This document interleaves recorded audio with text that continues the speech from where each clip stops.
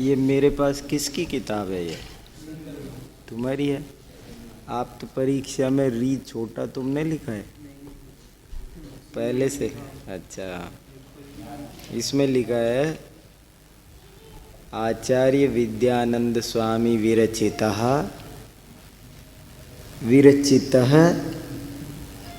आप तो परीक्षा विरचितः नहीं हो सकता, विरचिता। परीक्षा नहीं हो सकता, परीक्षा परीक्षा। फिर है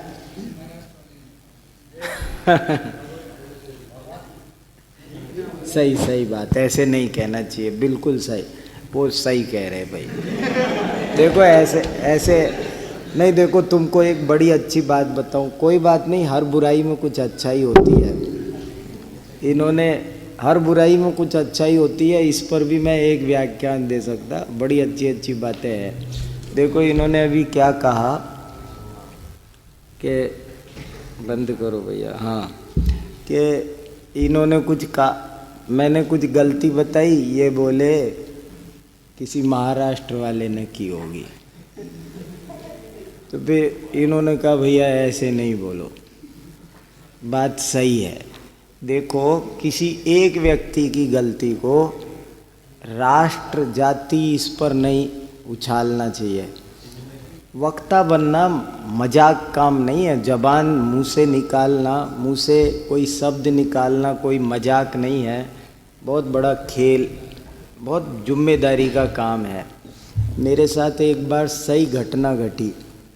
मैं मेरठ यूनिवर्सिटी में पढ़ाता था, वॉल्यूम बहुत तेज है।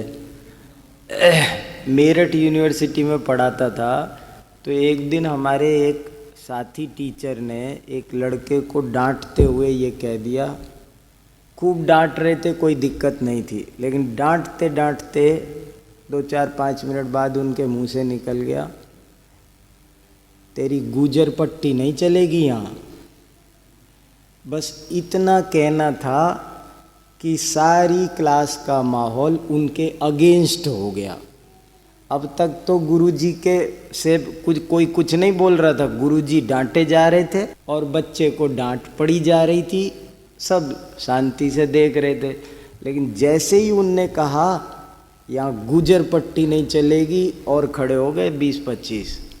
गुरुजी आप ऐसे नहीं बोल सकते। ये मेरठ यूनिवर्सिटी की मेरी देखी हुई घटना है। बाद में बड़ी मुश्किल से वो अपने परिचित थे, मैं नाम भी बता सकता हूँ, तुम भी जान जाओगे, मगर मैं बताना नहीं चाहता, ठीक नहीं है। पर ऐसे ऐसे हो जाती है घटना, बहुत सोच समझ के बोलना चाहिए। देखो हमको सिखाया गया कि आप किसी को ऐसे नहीं बोलो, ये बड़ी कठिन बात है, तुम समझ नहीं सकते 10 जन्म में भी। ऐसे नहीं बोलना कभी भी। आप लोग प्रवचन करते या बोलते, कभी भी ऐसे मत बोलना तुम समझ नहीं सकते, तुम में ये दोष है, ऐसे मत बोलो। देखो ऐसे बोलो, मैं तुमको समझा नहीं सकता, अपने ऊपर ले। तुम नहीं समझ सकते बोलोगे और वो लौट के कह दे तुम नहीं समझा सकते, तो कैसे रहेगी? इसलिए कभी ऐसे नहीं बोलो कि तुम नहीं समझ सकते। ऐसे ही किसी में कोई सुधार कराना हो तो ऐसे मत बोलो कि तुम ऐसा करो, हमको ऐसा करना चाहिए। ऐसे मत बोलो तुम सब पागल हो, हम सब पागल हैं। ऐसे कहो हम सब में पात्रता नहीं है कि हम समय सार को पढ़ सके, पचा सके। तुम में पात्रता नहीं है, ऐसे मत बोलो। ऐसे बोलोगे तुम में नहीं है तो फिर झगड़ा हो जाएगा। इसलिए क्या बात कब कैसे बोलना, ये जबान बहुत खतरनाक खेल है ये।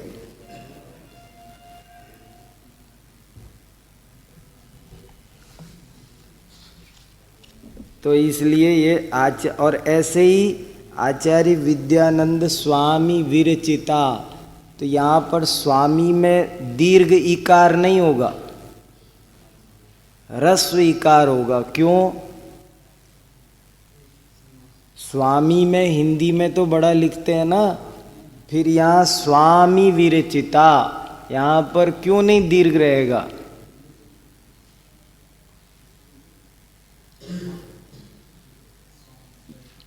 ह्रस्व क्यों होगा? आचार्य विद्यानंद स्वामी विरचिता, ह्रस्व क्यों होगा? क्योंकि समस्त पद है और स्वामी शब्द तो दीर्घ इकारांत, तो प्रथमा एक वचन है। प्रथमा एक वचन थोड़ी समास में लगता है, वहाँ तो प्रातिपदिक लगता है, और प्रातिपदिक में तो स्वामिन ऐसा ह्रस्व इकार है ना, इसलिए समास बनेगा। तो जब लिखा जाएगा तो लिखा जाएगा आचार्य विद्यानंद स्वामी विरचिता, स्वामी, स्वामी विरचिता नहीं, स्वामी विरचिता। आप्त परीक्षा, परीक्षा में कभी भी छोटी री मत लिखना, बड़ी ई लिखते हैं। आप्त परीक्षा। चलिए देखो,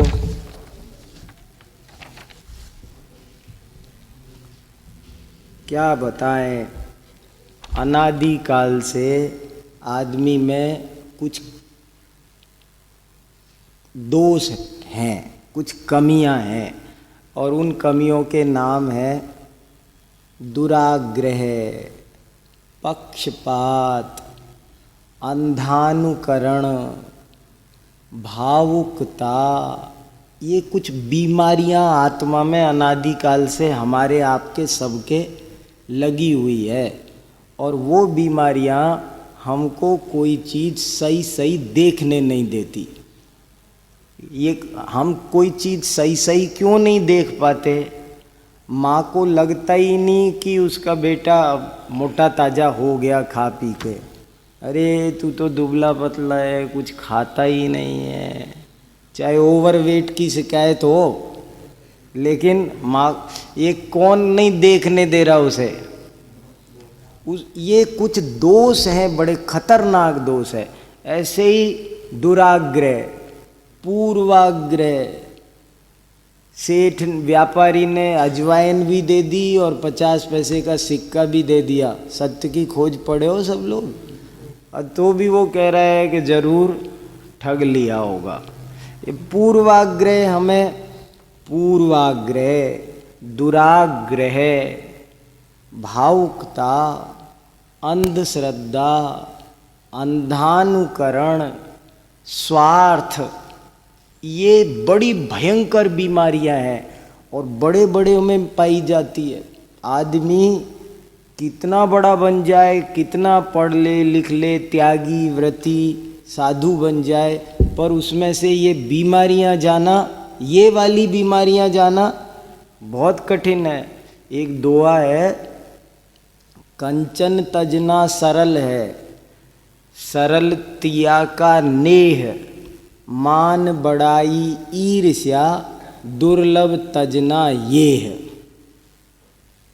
सब सरल है, बीमारियां हैं। देखो, भावुकता, अंधश्रद्धा, पूर्वाग्रह, बहुत आपको डिटेल में समझाने का समय नहीं, पर ऐसा आप अंदाज़ा लगाओ, नोट करके इन पर बाद में चिंतन करो कि ये चीज़ें हमको, जैसे पीलिया हो जाए तो सफ़ेद दीवार भी पीली दिखती है, ऐसे ही इन दोषों के कारण, बीमारियों के कारण, जैसे वो दुनिया में दो तरह के परामर्शदाता होते हैं ना, एक हंस जैसे और एक कौवे जैसे। तो वो क्यों होते हैं? हंस को स्वार्थ की बीमारी नहीं थी और कौवे को स्वार्थ की बीमारी थी, इसलिए उसने वैसी सलाह दे दी। हमको कुछ और का और दिखता है। जब हमारे अंदर कुछ ऐसी बात होती है ना, तो हमको, जैसे समझ लो हमें ट्रेन पकड़नी है और हम घर से चल रहे और लेट हो रहे हैं, हमें पता चल रहा है ट्रेन का टाइम तो 5:10 है, हम 5 बज रहे हैं, पहुँचते पहुँचते भी 10। हम सोच रहे, हे भगवान, लेट ट्रेन 10 मिनट लेट हो जाए तो कितना अच्छा रहे। हम क्या सोच रहे हैं, ट्रेन लेट हो जाए तो अच्छा रहे। हमें लेट होना पसंद आ रहा है। क्यों पसंद आ रहा है? लेट होना बात सही है कि गलत है? बात गलत है, फिर भी हमको लेट होना अच्छा लग रहा है, सही लग रहा है। क्यों सही लग रहा है? क्योंकि हम लेट हैं, हमारा स्वार्थ जुड़ा हुआ है। अगर हम कदाचित 1 घंटे पहले स्टेशन पहुंच गए होते, 1 घंटे पहले ही, 1.5 घंटे पहले ही वहाँ जाके बैठ गए होते, बोर हो रहे होते, डिब्बे में भी जाके बैठ गए, सीट भी ले ली, सामान भी रख दिया, बैठे हैं। अब हमारा मन करता है अभी 5:10 पे चलेगी, बाप रे जल्दी क्यों नहीं चल दे, बैठ तो गए, चले। अब हमारा मन करता है चले, टाइम नहीं हुआ, फिर भी अब हम क्या आके बैठ गए तो चाहते हैं चले, और हम आके नहीं बैठे तो चाहते हैं लेट हो जाए। इसका मतलब है हमारे कौन सी बीमारी हो रही है, जो हमें बात को सही नहीं समझने दे रही है। ये बड़ी बुरी बीमारियां हैं। अंधश्रद्धा कुछ नहीं सोचने देती, कुछ नहीं समझने देती, आदमी को पागल बनाए रखती है। कसायों का आवेग, ये भी एक बीमारी है। अंधश्रद्धा, पक्षपात, भावुकता, पूर्वाग्रह, दुराग्रह और कसायावेग, ये बड़ी बड़ी बुरी बीमारियां हैं। और ये बीमारियां जब तक आप मिटाओ नहीं, तब तक आपको सत्य का दर्शन नहीं हो सकता, सच्चाई दिख नहीं सकती। इन बीमारियों से उबरने पर आपको सच्चाई दिख जाती है। इसीलिए नाम दिया परीक्षा, परिसमन्तात ईक्षणम। आपको एक बार जैन न्याय की अद्भुत थ्योरी समझ में आ जाएगी ना, तो आपको बहुत आनंद आएगा। आपको न्याय का उद्देश्य, न्याय की परिभाषा, न्याय का लक्षण, सुबह हमने खूब चर्चा की थी शास्त्री फर्स्ट ईयर की क्लास में। ये थोड़ी बातें आपके पकड़ में आ जाए, थोड़ा सा तो सट दर्शन का ज्ञान हो जाए, वो न्याय शास्त्र में जरा दिक्कत करता है। वो थोड़ा सा ज्ञान हो जाए ना, बेसिक कंसेप्ट, बहुत डिटेल डीप स्टडी की मैं नहीं कह रहा, लेकिन जरा सा उनकी क्या क्या मौलिक मान्यताएं हैं वो जरा सी पता रहे। 6 दर्शन खास वैदिक है, 3 इधर के, वो उनमें ज़्यादा दिक्कत नहीं आती। ये आपको जरा सी पता हो तो, और थोड़े से साधन, हेतु, प्रमा, प्रमिति, प्रमेय, प्रमाण, ये शब्द जरा से, ये शब्द जंजाल कभी कभी हमको तकलीफ सी करता है। ये सारे शब्द पकड़ में आने के बाद आपकी न्याय में गति बहुत तेज हो सकती है, बहुत अच्छी हो सकती है, और आपको लगेगा बड़ा, इसमें जो एक्यूरेसी है ना, बिल्कुल करेक्ट ज्ञान, बहुत सच्चा ज्ञान इससे होता है। एक एक वाक्य बड़ा नपा तुला हम सुन सकते हैं, कह सकते हैं, समझ सकते हैं। ये सारी कला किसी चीज़ से प्राप्त होती है तो वो न्याय शास्त्र से ही प्राप्त होती है। उसके अलावा दुनिया में और कोई तरीका भैया है नहीं। इसलिए मैं तो देखो 2-3-4 दिन को आपके बीच में रह रहा हूँ, पर काश एक एक लाइन हम लोग पढ़ते होते, लाइन से एक एक लाइन प्रमेय रत्नमाला लगाई होती, एक एक ये आपके साथ लगाता तो मेरा भी ज्ञान ज़्यादा निर्मल होता। वहाँ जिनको पढ़ाते हैं उनका स्तर आप जैसा, आपके पासिंग में भी नहीं ठहरते वो बच्चे। आप लोग जिस रुचि से, जिस भावना से पढ़ते हैं वो तो आपकी बहुत ही गजब की है। तो ऐसे में हमारा भी ज्ञान बहुत निर्मल होता और बहुत अच्छा होता, एक एक लाइन सब लगाते तो। लेकिन आप कोई चिंता नहीं करो, आपके पास में आप ये समझ लो, देखो एक सच बता रहा हूँ, ये न्याय मंदिर मन लगा के पढ़ लो, एक न्याय दीपिका की प्रस्तावना मन लगा के पढ़ लो, और कोई भी ग्रंथ हो तो उसकी प्रस्तावना जरूर पढ़ा करो, मन लगा के, याद भी रखा करो। अभी मुझे कोई कह रहा था आपने ही जोर दिया है प्रस्तावना पर, हम तो है ना किताब शुरू से किताब हम सोचते ये प्रस्तावना क्यों इतनी मोटी, इसको क्या पढ़ना, हम तो पढ़ते नहीं ऐसे। मैंने कहा भैया हम तो प्रस्तावना जरूर पढ़ते हैं, प्रस्तावना में बहुत सारी जानकारियाँ भरी होती है। आप लोग प्रस्तावना भी पढ़ो और फिर ग्रंथ पढ़ो तो बहुत आनंद आएगा, तो फिर न्याय में आपकी बहुत अच्छी गति हो जाएगी गजब की। ये थोड़ा सा पढ़ के थोड़ा कोशिश करो, आपको लगेगा ही नहीं कि न्याय शास्त्र कुछ कठिन है, नीरस है, भूल जाओगे नहीं। मुझे कोई नीरस कहता है ना न्याय शास्त्र, मेरे अंदर में मेरा मन हंसता रहता है, ये क्या कह रहा है, जानता नहीं ना, मेरे में निकलता है बंदर क्या जाने अदरक का स्वाद, ऐसे एक कहा है भैया, इसको क्या पता कि क्या चीज़ है, अब ऐसे क्या बोलूँ मैं।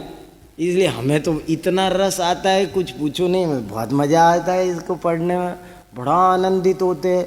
और सच बता रहे कोई प्रयोजन नहीं, आत्म कल्याण की भावना से ही पढ़ते हैं हम, तो पढ़ाने के लिए नहीं पढ़ते, वो तो बाद का सेकेंडरी काम है।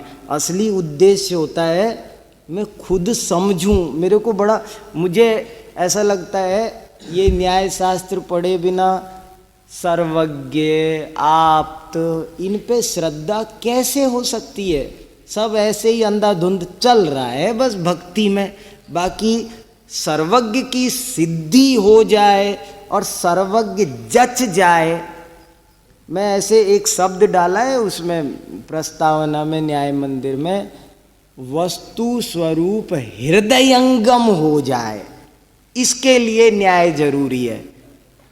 बुद्धि में आ जाए, समझ जाए, इतना हृदयंगम हो जाए, जच जाए, गले उतर जाए बिल्कुल, तो इसके लिए न्याय शास्त्र बहुत जरूरी है। तो देखो आपके भाग्य से ये सब ग्रंथ आपके कोर्स में है, इनको थोड़ा मन लगा के पढ़ोगे तो बहुत ज्ञान होगा। आप्त परीक्षा की 25 कारिकाएँ आपके कोर्स में है, 14 हो गई हैं, और सब आप्त का लक्षण, परीक्षा का लक्षण, ग्रंथकार का परिचय, ये सब बातें हम डिटेल में कर चुके, वो सब आप अच्छे से तैयार रखें। अब चलिए 14वीं कारिका के बाद मैं चाहता हूँ ये कारिकाएँ कम से कम एकदम बहुत अच्छे से लग जाए, और समय मिला तो थोड़ा बहुत कुछ टीका पर बात कहने की कोशिश करूँगा, बाकी इतना हो जाए। देखते हैं कैसा कैसा क्या क्या, हमारे भी भाव बहुत हैं और आपके भी भाव बहुत हैं, फिर भी मुझे कभी कभी अब आप सबको इतना पढ़ते देख रहा हूँ तो मेरे मन में है ना, क्या बताऊँ, ऐसे भी भाव आते हैं, दया कितना पढ़ो थक जाओगे, कितना बेचारों को आपको पढ़ना पड़ रहा है, बैठना पड़ रहा है, ऐसे लगता है मैं तकलीफ सी दे रहा हूँ। अभी मैं आ रहा था क्लास में, मुझे लगा देखो अभी तो इतनी देर बैठ के प्रवचन सुना, 1.5-2 घंटे से बैठे हैं, सारा दिन तो पढ़ते हो गया, और अब फिर मैं जा कर के उनको फिर परेशान करूँगा, ऐसे मेरे मन में ख्याल सा आ जाए। मैं तो बहुत सॉफ्ट नेचर से, सॉफ्टली चलना मुझे पसंद आता है, बहुत इजीली चलो, अच्छे से थोड़ा थोड़ा पढ़ो, पचाओ, आनंदित रहो, खुश रहो, यही जीवन मुझे अच्छा लगता है। मुझे टेंशन बाजी, तनाव, बर्डन, ये मेरे नेचर में दूर दूर तक नहीं है। मुझे तो 3 लोक में शांति से बढ़िया कोई चीज़ अच्छी नहीं लगती। 3 लोक का राज्य नहीं चाहिए, शांति चाहिए, बिल्कुल, ये मेरी प्रकृति में है। आनंद नहीं विषादो विधेयत्र तद्धि वैदुष्यजम फलम, प्रसन्न रहना यही धर्म ध्यान का फल है। प्रसन्न नहीं रहे, उदास रहे, दुखी रहे, चिड़चिड़ चिड़चिड़ किड़किड़, परेशानी सी, टेंशन सा रहा, तो काहे का धर्म ध्यान किया। इसलिए बहुत आनंद के साथ जीवन यापन करना जरूरी है। देखो क्या क्या बातें आपके साथ और कर पाते हैं कल, फिर बाद में, और फिर कभी बैठेंगे, ऐसे ही बैठते रहेंगे। आप लोग भी बढ़िया काम करो, मैं आपके साथ ही हूँ, इतना समझो। आप सबको देखकर, आपको ऐसा पढ़ते देखकर मेरा रोम रोम कितना खुश है, मैं बता नहीं सकता, बहुत खुश है, बहुत मेरे को अच्छा लग रहा है, बहुत बढ़िया आप। और बस मेरे यही कामना है, जीवन भर खुश रहो, अच्छे से बढ़िया काम करो, खुद भी उन्नति करो और इस जिन शासन की भी उन्नति अच्छे से करो। अच्छा, तुम्हारी जबान पर सरस्वती विराजमान हो, बिल्कुल मैं चाहता हूँ ऐसा बोलो नपा तुला, मानो कोई वाग्देवी ही बोल रही है। ऐसे अच्छे से आप लोग बहुत अच्छा बोल, इतना आपकी लाइनें टंकोत्कीर्ण करके लिखी जाएं, आप इतने अच्छे वक्ता बनो। आपके प्रवचन का हर वाक्य एक सुभाषित हो, हर वाक्य एक सूक्ति हो। ये सब अगर थोड़ी सी साधना करोगे तो कोई कठिन काम नहीं है, कठिन काम नहीं है। थोड़ी सी साधना, समझदारी पैदा करोगे, न्याय शास्त्र में महारत होने के बाद ये संभव है कि आपका बोला गया हर वाक्य एक सूत्र बने, एक सूक्ति बने, एक सुभाषित बने, जिसका विस्तार किया जा सके, जो अकाट्य हो, जो प्रामाणिक हो, जो युक्ति संगत हो, कमजोर बात ना हो। मैं बहुत प्रवचनों में, बहुत व्याख्यानों में ऐसी बातें सुनता हूँ जिनको ऐसे फूंक दो तो उड़ जाए, इतनी कमज़ोर बातें सुनाते हैं लोग। कई लोग इतनी कमज़ोर बातें सुनाते हैं, दम नहीं मिल रहा, खत उड़ जाए, जान नहीं उसमें। ठोस बात कहनी चाहिए, बहुत दम लगा करके। आपकी बात अकाट्य होनी चाहिए। सिद्धसेन आचार्य ने लिखा है, दैव खातम च वदनम आत्मायत्तम च वाङ्मयम श्रोतारय संति चोक्तस्य निर्लज्जः को न पंडितः। सिद्धसेन ने लिखा है, विधाता ने ये गड्ढा तो खोद ही रखा है, इसको उन्होंने क्या कहा, मुख नहीं कहा। विधाता ने गड्ढा तो खोद ही रखा है और तुम्हारी मर्जी में आए जो बोलो, जो बोलोगे वही वांग्मय है। और सुनने वालों की कोई कमी है क्या इस दुनिया में? 1 अरब से भी ज़्यादा देश लोग हमारे ही देश में हैं, और तुम कुछ भी सुनाओ, जो सुनाओगे उसके श्रोता तुमको गली नुक्कड़ पे जाके गालियां भी सुनाओगे तो 150 लोग इकट्ठे हो जाएंगे, उसके भी सुनने वाले। इस दुनिया में श्रोताओं की कमी, ऐसे जरूरी नहीं है कि तुम समय सार सुनाओ तो ही श्रोता मिलेंगे। तुम कुछ भी सुनाओ, फिल्मी लाइन सुनाओ, ज्योतिष सुनाओ, आयुर्वेद सुनाओ, पुराण सुनाओ, इतिहास सुनाओ, पुरातत्व सुनाओ, कला सुनाओ, कुछ सुनाओ। तुम्हें ड्राइंग पर भाषण दो, पर्सनैलिटी डे, किसी पर भी दो, तुम जिस पे दोगे उसी पर सुनने वाले मिल जाएंगे इस दुनिया पे। विधाता ने गड्ढा खोद रखा है, जो बोलोगे वांग में है, श्रोताओं की कोई कमी नहीं। तो सिद्धसेन आचार्य कहते हैं, वक्ता बनने के लिए और चाहिए ही क्या, बस इतनी सी कमी है, निर्लज्ज बन जाओ, पंडित हो तुम भी। कितना दर्द होगा उनके मन में, निर्लज्ज बन जाओ तुम भी वक्ता हो। तो ऐसे हमारे जिनवाणी के प्रति बड़ा, जैसे टोडरमल जी लिखते हैं ना, मुझे जिन आज्ञा भंग होने का बहुत भय है। ऐसे बहुत भय रख करके इस चीज़ को समझना समझाना बहुत जरूरी है भैया। चलो, प्रणेता मोक्ष मार्गस्य ना शरीरोन्य मुक्तवत सशरीरस्तु ना कर्मा संभवत्यज्ञ जंतुवत। ये हो ही गई है। न च इच्छा शक्ति, अच्छा हाँ 14 हो गई ना। चलो भैया, सती धर्म विशेषे ही तीर्थकत्व समावये ब्रूया जिनेश्वरो मार्गम न ज्ञानादेव केवलात्। कल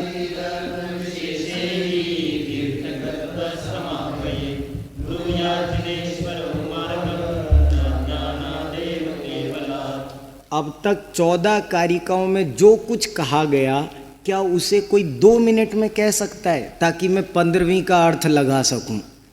15वीं में जो कहा है, क्या प्रसंग चल रहा है, बता सकता है कोई? हाथ खड़ा करो, अपन में से जो भी बोल सके, क्या प्रसंग चल रहा है, ताकि मैं 15वां का अर्थ बताऊं। आप बताओ। चलो, गजेंद्र राजा बताएगा। 14वीं कारिका में ये कहा गया कि जैसे आपके जिनेंद्र देव बिना इच्छा के बोलते हैं। Very good, very good, very good, very वैसे गुड। ही हमारा ईश्वर अन्य कार्यों को करता बिना इच्छा के मानना चाहिए। बहुत और अच्छा। इसके पहले के अंदर भी उन्होंने मोक्ष मार्ग का नेता नहीं हो सकता या कर्मों का वेत्ता नहीं हो सकता।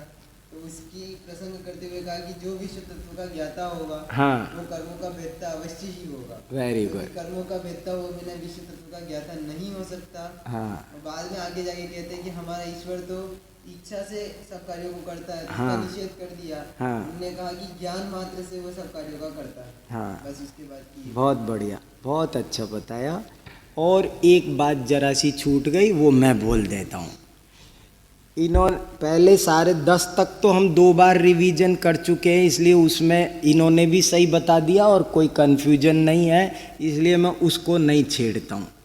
इन्होंने एक 11वीं कारिका का सारांश नहीं बताया, जो भी जरा इम्पोर्टेंट पॉइंट था वो ये कि उसने कहा कि हमारा ईश्वर मोक्ष मार्ग का नेता तो है, पर कर्म भूव्रत का भेदता नहीं है। और भेदता क्यों नहीं है, क्या है उसके कर्म?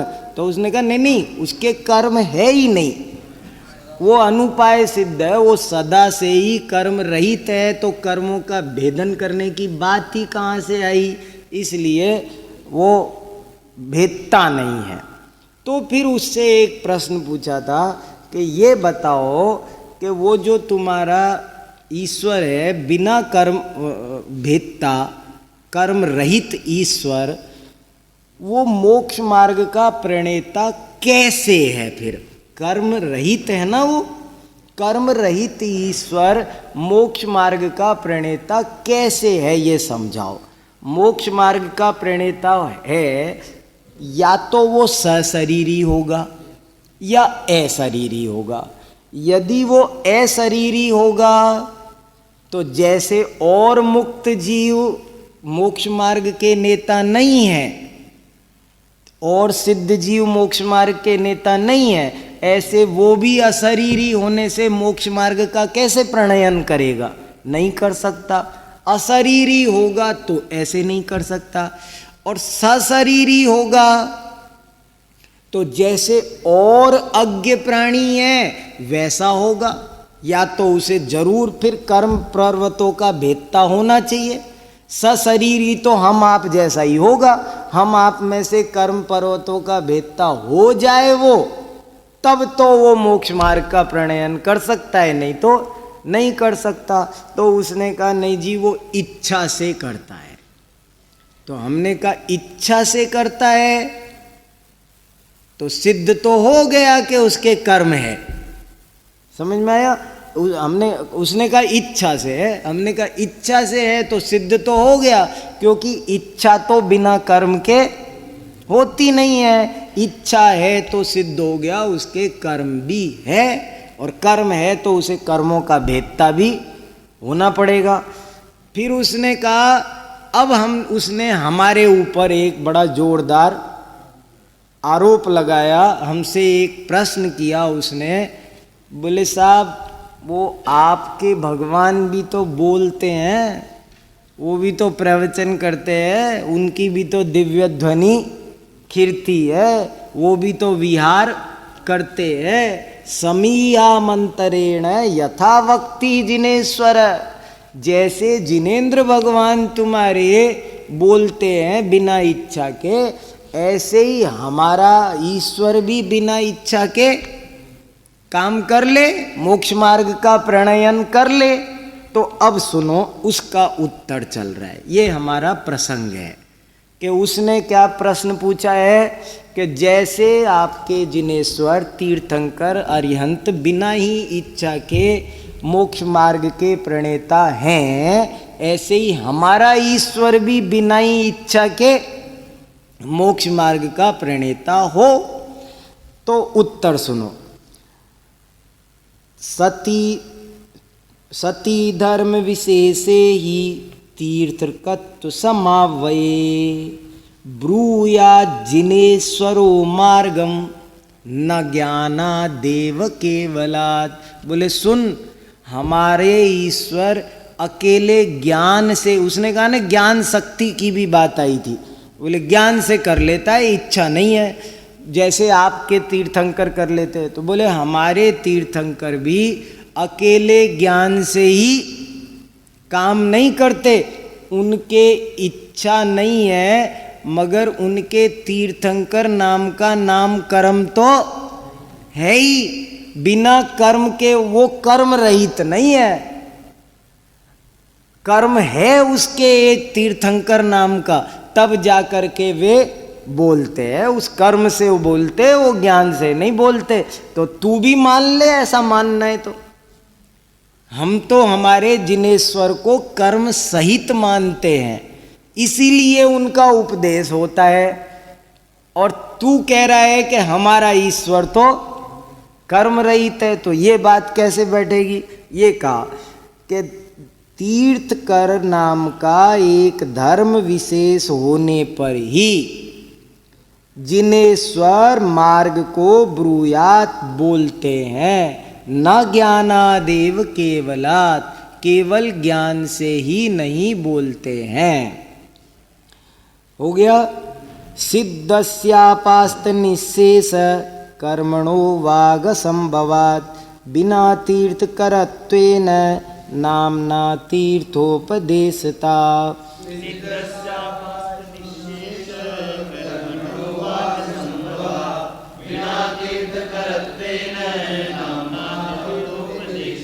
अगर आप 15 दिन इनका पाठ कर डालोगे ना, ये 25 कारिका पढ़ने में आपको 10 मिनट भी नहीं लगेंगे, और कम ही लगेंगे। मैं समझूँ 1 मिनट में 4 कारिका 5 कारिका, तो एक कारिका पढ़ने में 15 सेकंड 20 सेकंड लगते होंगे। आप 5-7 मिनट में सारी कारिका अगर 15 दिन पाठ कर लिया अर्थ ध्यान में ला कर, तो आपको आप्त परीक्षा तो पक्की हो जाएगी, कंठस्थ भी हो जाएगी आराम से। कंठ पाठ में सुनाओ, अन्ना जी कह रहे थे, बोले आप जो कहो वो बच्चों को कंठ पाठ के लिए दे जाओ, न्याय के ग्रंथ, बोले और आप जो कहोगे वो सबसे ज़्यादा पारिश्रमिक भी, वो क्या सॉरी क्षमा करना, पारितोषिक भी दिया जाएगा। और बोले अब वो कह रहे जैसे न्याय मंदिर है, 310 सवाल है, आप कहो कि सारे के सारे प्रश्नों के उत्तर तैयार कर लेवे, हम कभी भी कोई भी प्रश्न बीच में से पूछ लेंगे, तैयार होगा, जो परीक्षा में पास होगा तो सर्वाधिक जितने भी पारितोषिक और के हैं, उनमें से सबसे ज़्यादा पारितोषिक हम न्याय के ग्रंथों का रखेंगे। मेरे से 2-3 बार कहा आप सूचना दे दो, मैं ही नहीं दे पा रहा, मैंने कहा आप ही दो, ये हमारे काम नहीं। मगर देखो मगर फिर भी अब बात आई तो मैं कह दिया, आप अच्छे से तैयार, आप तो परीक्षा की पूरी 25 कारिकाएं याद करो, सुनाया हो फटाक से, और के 10 दिन में आप पाठ करोगे तो ये याद हो जाएंगी। कुछ भी नहीं है इसमें। देखो, सिद्धस्य अपास्त निशेष कर्मणो, सिद्धस्य सिद्ध भगवान के, कैसे हैं सिद्ध भगवान, जिन्होंने अपास्त माने दूर कर दिए हैं, निशेष कर्म संपूर्ण कर्मों को जिन्होंने दूर कर दिया, उनके वाग संभवात, उनके वाणी होती ही नहीं, और बिना तीर्थ करत्वेन नामना नार्थोपदेशता, तीर्थंकर नाम का कर्म हुए बिना हम तो उपदेश नहीं मानते, हम तो तीर्थंकर नाम का नाम कर्म अरिहंत के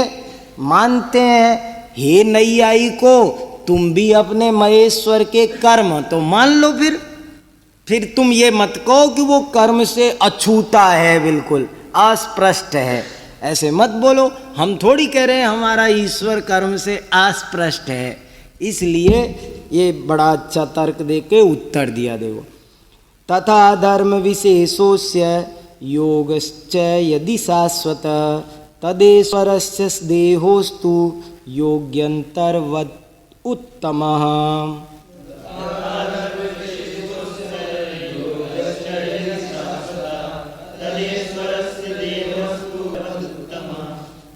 वो कह रहा है, बोले साहब जैसे आप एक तीर्थंकर नाम का नामकर्म होता है, इससे उपदेश होता है, ऐसे जो कह रहे हो ना आप, एक और तो कोई कर्म नहीं मान रहे आप उनको, ज्ञानावरण मोहिनी सबसे तो रहित मान रहे हो ना।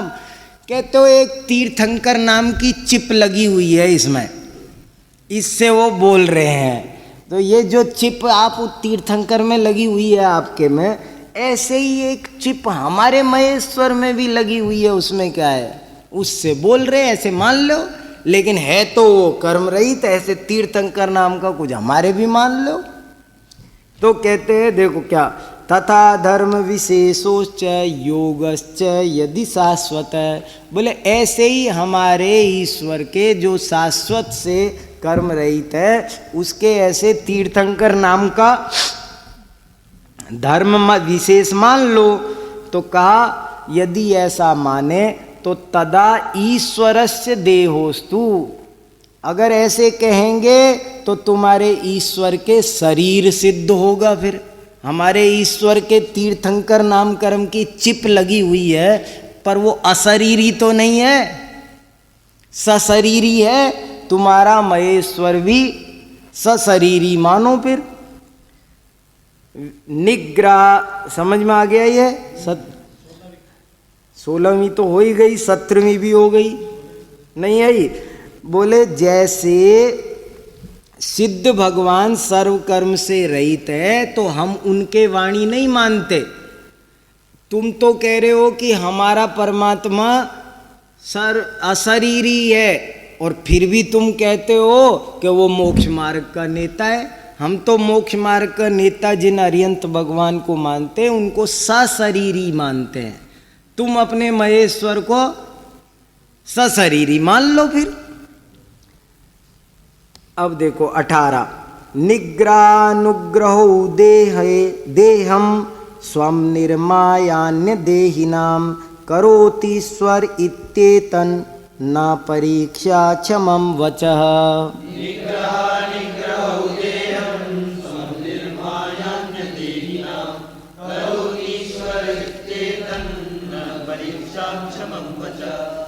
वो कहते निग्रहानुग्रह, निग्रह अनुग्रह माने, निग्रह माने दंडित करना, अनुग्रह माने कृपा करना, दुष्टों को दंड देना, भक्तों की रक्षा करना, भला बुरा करना। वो भगवान को कैसा मानते हैं, भला बुरा करने वाला। तो उसी के लिए इन्होंने शब्द दिया निग्रहानुग्रहो, निग्रह अनुग्रहश्च निग्रह निग्रहो। कौन सा समास है, द्वंद्व समास है। निग्रह और अनुग्रह को अपनी देह बनाकर, स्वम देहम निर्माय, अपना शरीर बनाकर, वो ईश्वर अन्य देही नाम, दूसरे शरीरधारी प्राणियों का भला बुरा वो ईश्वर कैसे करता है, अपना शरीर पहले बना लेता है, फिर दूसरे शरीरधारियों का भला बुरा करता है। ये अवतारवाद आ गया ये। और यदि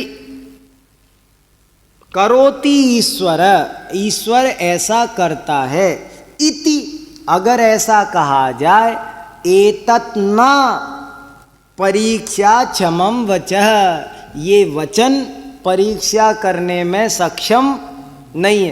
परीक्षा सहन नहीं कर सकते ये वचन कि तुम कह रहे हो वो अपना शरीर बनाएगा पहले, फिर बाद में दूसरे शरीरधारियों का भला बुरा करेगा। तो ये वचन परीक्षा सहन नहीं कर सकेंगे हमारी। देहांतरात् बिना तावत् स्वदेहम जनयेत यदि तदा प्रकृत कार्येपि देयाधान मनर्थकम।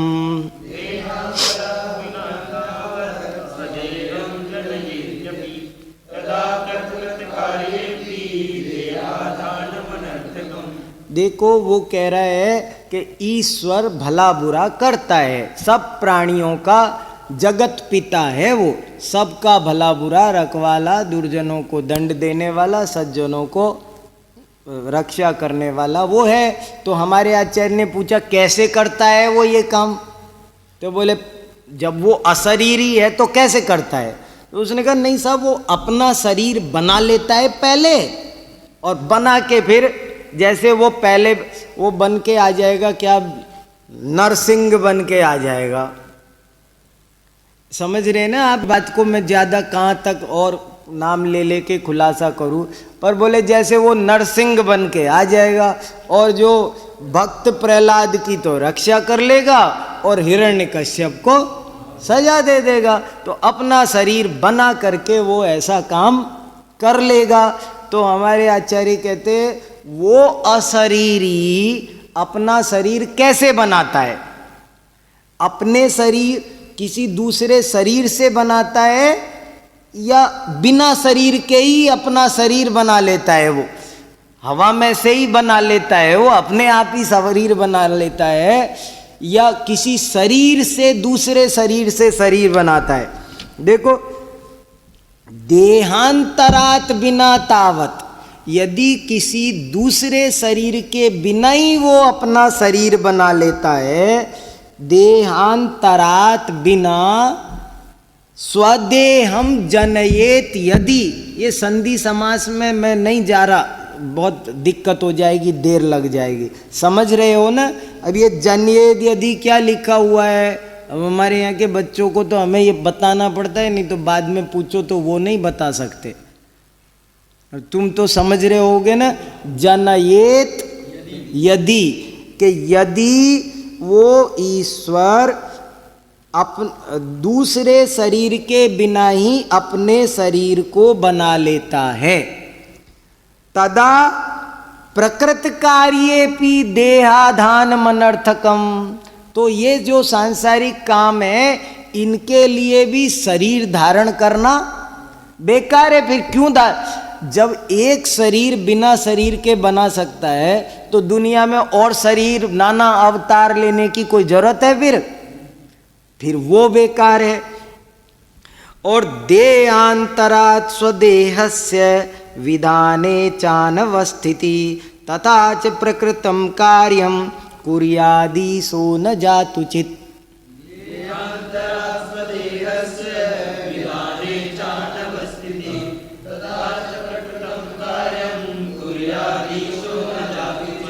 और यदि वो दूसरे देह से देह बनाता है, वो कह रहे ईश्वर शरीर बनाता है, तो हमारे आचार्य ने दो ऑप्शन रखे उसके सामने, बता दूसरे शरीर से बनाता है या बिना ही उस किसी के साधन के बनाता है? अगर बिना ही उसके बनाता है तो फिर उसे और शरीर नाना अवतार लेने की क्या जरूरत है? फिर तो बिना ही शरीर के सारा काम कर लेना वो। और यदि वो किसी शरीर से शरीर बनाता है अपना, दूसरे शरीर से वो अपना शरीर बनाता है, तो ये बताओ वो दूसरा शरीर किससे बना था? वो जिससे ये बनाया है वो किससे बना था? तो बोले वो तीसरे से बना, फिर वो चौथे से बना, तो क्या आ जाएगा? अनवस्था दोष आ जाएगा। इसलिए, और तुमको नहीं वो पहले से अपने आप बना था तो वो बना था तो ये भी अपने आप हो जाए। ऐसे हमारे आचार्य दोनों तरफ से उस बात को खींचते हैं। देहांतरात् स्वदेहस्य विधाने चानवस्थिति, अनवस्थिति माने अनवस्था दोष आता है। च अलग कर लो, चानवस्थिति कुछ नहीं होता, च अनवस्थिति। और तथा च प्रकृतम कार्यम कुर्यात ईशो, उसी तरह वो ईश माने महेश्वर कार्यों को कर ले। स्वयं देहा विधाने तु तेनैव व्यभिचारिता कार्यत्वादे प्रयुक्तस्य हेतोरीश्वर साधने।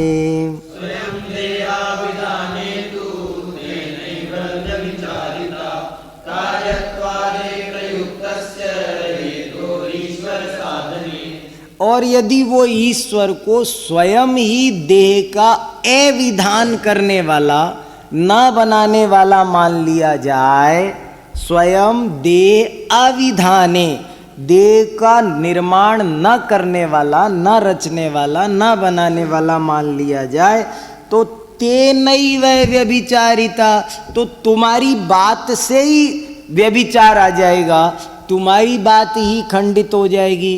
कैसे खंडित हो जाएगी? तुमने कहा था कार्यत्वादे प्रयुक्तस्य हेतोरीश्वर साधने। तुमने कहा कि इस जगत का कर्ता धर्ता ईश्वर है। क्यों? तो तुमने एक हेतु दिया था कार्यत्वात्।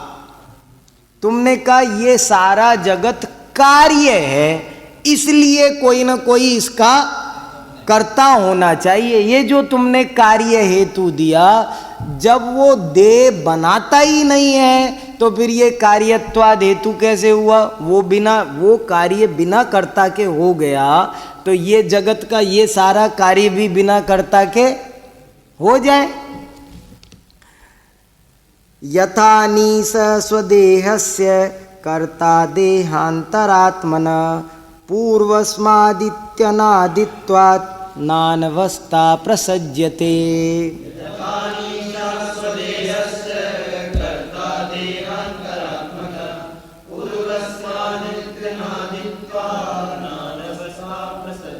हमारे आचार्य ने कहा था कि अनवस्था आ जाएगी, तो वो फिर हमसे सवाल करता है कि पूर्वस्मात्, पुराने शरीर से नया शरीर बना लेता है हमारा ईश्वर, उसमें क्या दिक्कत है?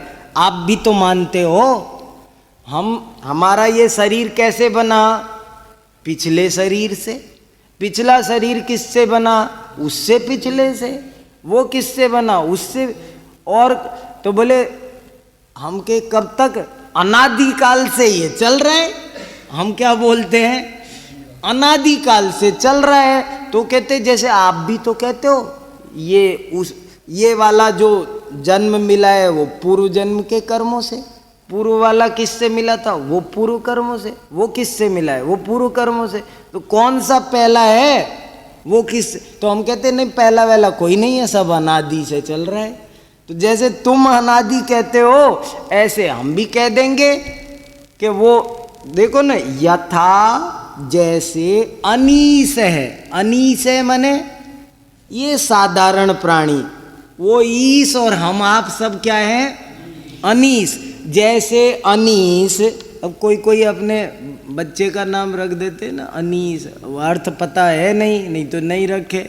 अनीस बोले अनीस अपने देह का कर्ता, दूसरे जैसे देह से ये आत्मा अनादिकाल से कर रही है, ऐसे बन जाए। नानवस्था प्रसज्यते, और फिर अनवस्था दोष नहीं आएगा। अनवस्था दोष तो तब आ रहा है जब दो से कर रहा है, ये उससे वो उससे, तो अनवस्था आएगा। और अगर अनादिकालीन मान लो तो अनवस्था नहीं आएगा, ऐसा वो कह रहा है। अनवस्था मान नहीं आएगा। आप तो अनादि मान लो हमारे ईश्वर का शरीर निर्माण। तो कहते तथे सस्यापि पूर्वस्मात् देहात् देहांतरोद्भवात् नानवस्थेति यो ब्रूयात् तस्यानिसत्वमीशितु। तथे सस्य है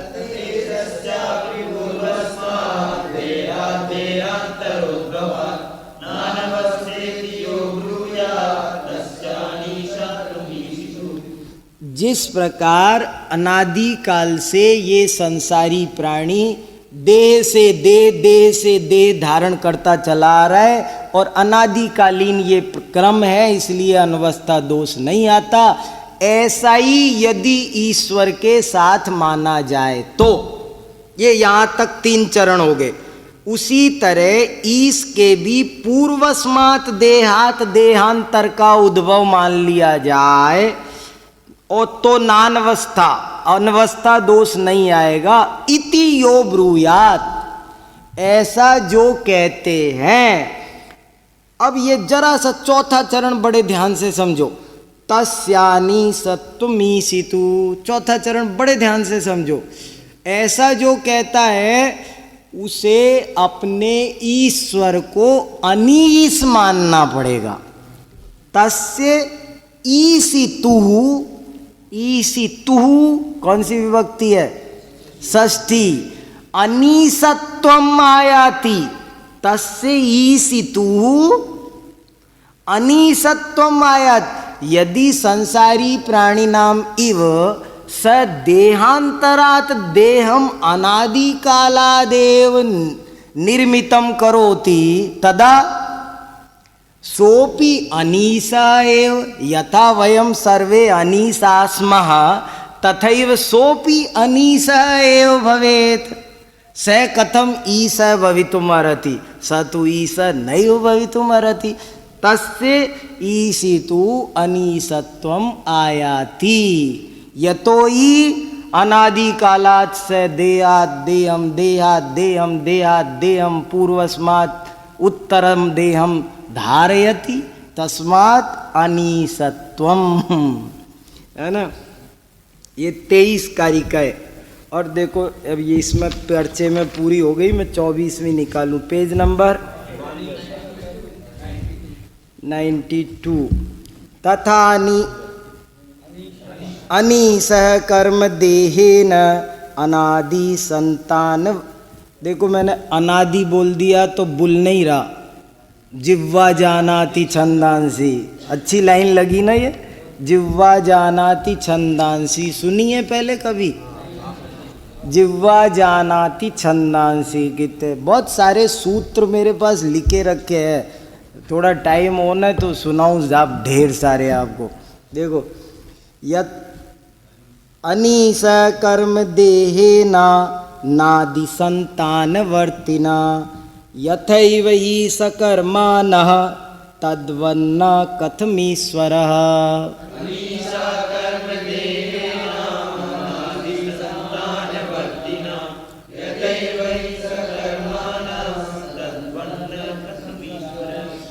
अनीसः कर्म देहेन अनादि संतानवर्तिना, अनादि संतानवर्ती देह को मानने से वो ईश्वर निश्चित रूप से कर्म सहित भी सिद्ध होगा और अनीस भी सिद्ध होगा। अनीस माने अज्ञानी प्राणी, वो अज्ञानी भी सिद्ध होगा और कर्म सहित भी। अनादिकाल से शरीर धारण करने वाला तुम मानोगे तो फिर तो वो अज्ञानी भी सिद्ध होगा और कर्म सहित भी सिद्ध होगा। यथैव सकर्मान तद्वन्न कथमीश्वर, जैसे हम यथैव सकर्मा नह माने हम, ये न नहीं है नेगेटिव वाला न, नह अस्माकम, जैसे यथा नह सकर्मा तथैव ईश्वर अपि सकर्मा एव सिद्ध्यति। तो अब ये हो गया 24 कारिका। सही पूछो तो बात पूरी हो गई। तुम्हारे कोर्स में कारिका 25 है कि 26 है? 26 होनी चाहिए, 25 पर टूट नहीं रहा ना।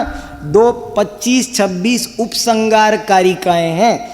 जो 24 कारिका में जो कुछ कहा गया है उसमें उसको काफी कुछ खींच करके उन्होंने 25-26 में कहा है।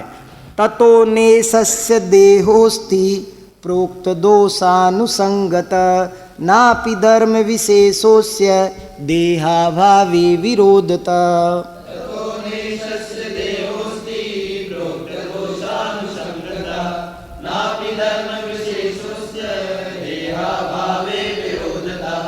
ततो इसलिए, न माने नहीं है, ईशस्य ईश्वर के, महेश्वर के, इसलिए महेश्वर के देह जैसा तुम बता रहे हो वैसे सिद्ध होती नहीं है। क्यों? प्रोक्त दोषानुसंगत है।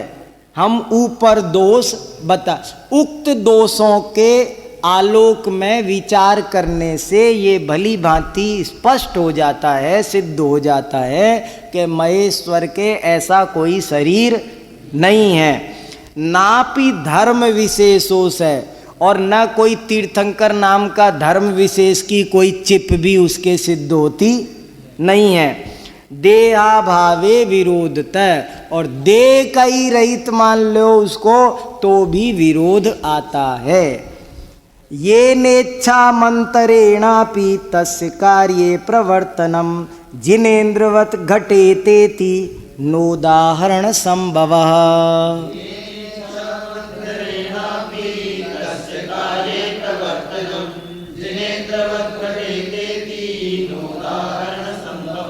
वाह, बहुत अच्छा पढ़ते हो। येन इच्छा मंतरेणापि, और इच्छा के बिना भी जैसे जिनेश्वर करते हैं ऐसा हमारा महेश्वर प्रवर्तन करता है। अगर ऐसा तुम कहोगे तो इत्यपि नैव घटते, इत्यपि नैव घटते यतो ही नोदाहरण संभव, क्योंकि इसका कोई उदाहरण संसार में मिलता नहीं है। इस तरह से ये 26 कारिकाओं का सारांश अर्थ मैंने संक्षेप में बताने की कोशिश की। बस।